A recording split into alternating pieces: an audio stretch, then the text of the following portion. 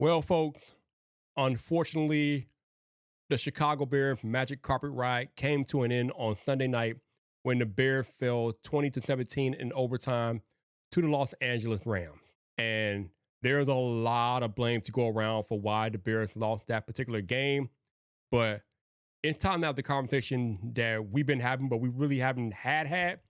But in my opinion, DJ Moore cost the Chicago Bears their season. Welcome back to Bears Yard. This your boy Vipe.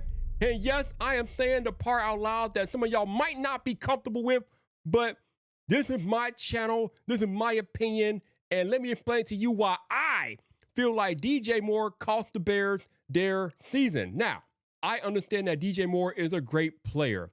Hell, we're not even in that game if it were not for some of the catches that DJ Moore has made throughout these playoffs, especially as it relates to against the Packers. But me personally, I feel like we have been having the same conversations around DJ Moore for the past 2 seasons. Conversations around his body language, his route running, his effort. And I am not the only person who has been having these conversations about DJ Moore. My dude from the quarterback school, JT O'Sullivan, also has questioned DJ Moore's effort in route running and some of his breakdowns over on his YouTube channel. So if I see it as a fan and former players are calling it out on their YouTube channels, it's a problem. Now, again, I'm not saying that DJ Moore is a bad player or a terrible player. He is a great player, but he is also the highest paid player on the Chicago Bears team. We thought on Hard Knocks last year, the Chicago Bears extended DJ Moore with a 4-year, $110 million deal with $82 million in guaranteed money, which puts him at around $28 million a year, again, making him the highest paid player on the team. So when you are the highest paid player on the team, that comes with increased expectations, in my opinion. You got to ball out all the time. You got to go 100 all the time, especially when your team is in the playoffs and they need you.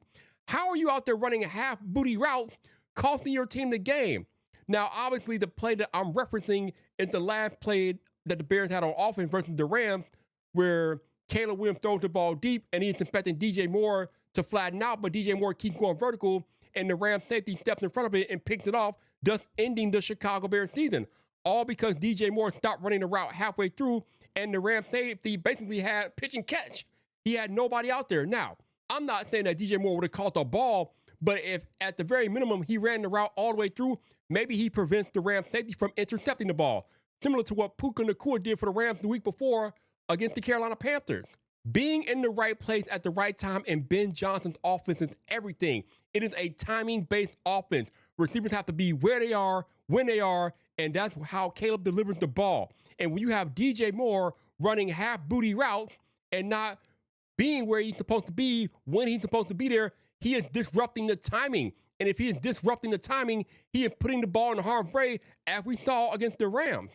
Caleb Williams made the most miraculous throw I've seen in the history of the NFL to even get that game into overtime, where he runs 26 yards behind the line of scrimmage and throws up a moon ball to Cole Kmet to tie the game at the end of regulation, only to have in overtime DJ Moore run a half-baked route and the ball sails into the Rams safety's hands because DJ Moore is nowhere to be found.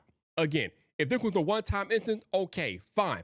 But we have been having the same conversation about DJ Moore for the past 2 seasons. And if you look at his statistics for this year, again, keep in mind he's making $28 million a year. Look at this.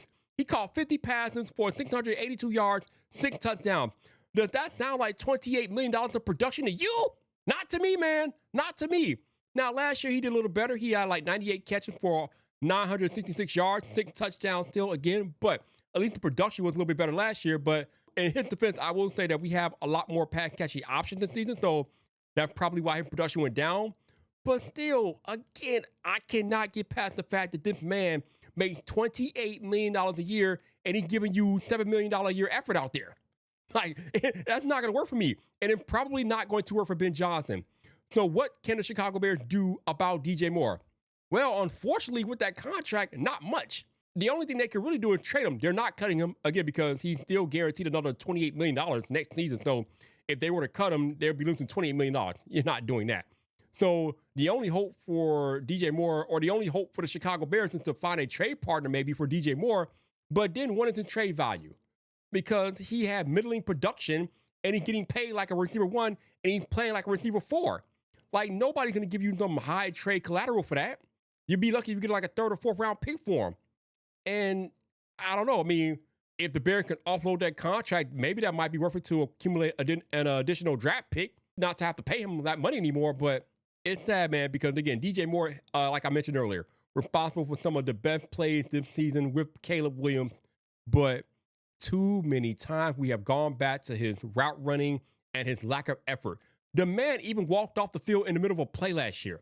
Now, yeah, he may or may not have been hurt, but he walked off the middle of the field in a play, a live play. As the play is happening, he just walked off the field. Like, who does that?